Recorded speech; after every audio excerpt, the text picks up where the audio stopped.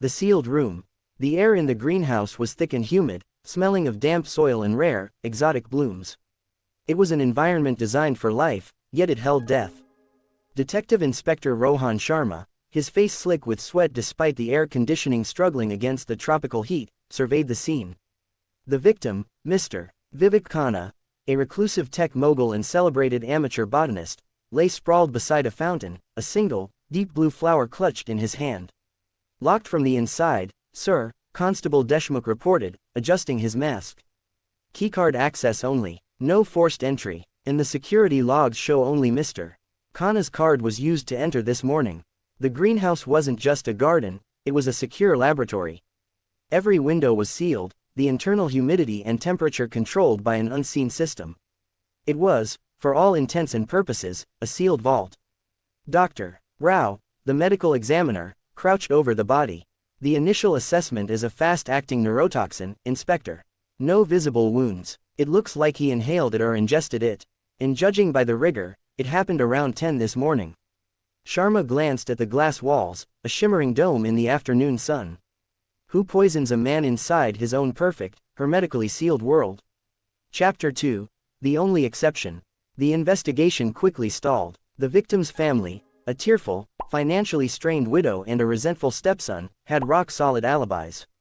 The business rival who stood to gain millions was 300 kilometers away in Delhi, confirmed by multiple witnesses and airport security footage. The suspects were eliminated, yet, the victim was dead. Sharma focused on the one person who had routine, unquestioned access to the sealed sanctuary, apart from Mr. Khanna himself. Dev, the gardener. Dev was a small, wiry man in his early 40s, devoted to the plant life he tended. He was also deaf and mute. He communicated through a small, worn notepad and pencil he kept clipped to his overalls. When questioned, Dev wrote quickly, "I was here from 7 a.m. to 9 a.m. for the morning misting and pruning. Mr. Khanna arrived at 10 a.m. I left before he entered. I have a written time log." The log corroborated his story. Dev was gone before the murder window. The toxin is derived from a plant called Calavera eterna, drive. Rao informed Sharma later. It's extremely rare, found only in the deepest Amazon basin. The only place in Mumbai it exists is in Mr. Khanna's private, locked research section within the greenhouse. Sharma ran a hand over his tired eyes. The poison was made by the victim, and only accessible to the victim. The entry was locked. The gardener was gone. It was an impossible crime. Chapter 3.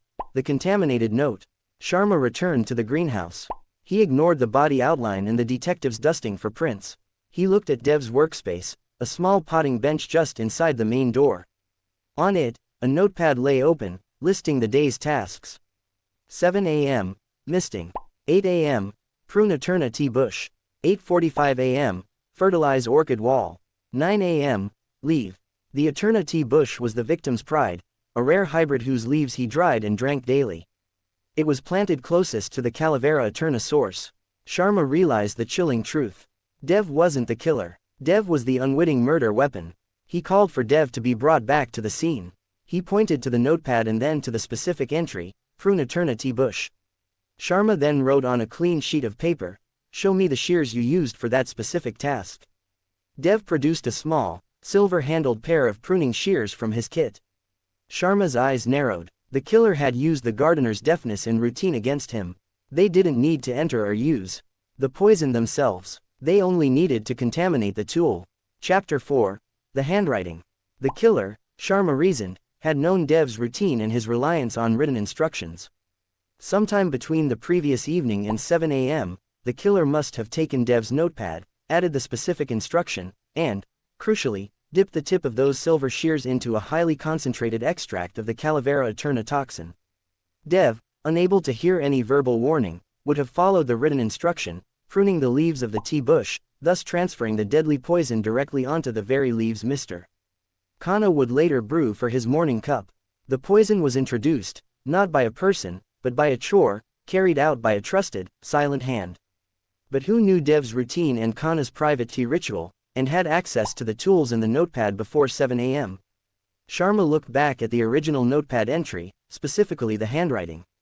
It was neat, firm, and almost indistinguishable from Mr. Khanna's own signature, which Sharma had seen on the keycard log. He confronted the widow, Mrs. Khanna, hours later in the interrogation room. She maintained her composure and her alibi.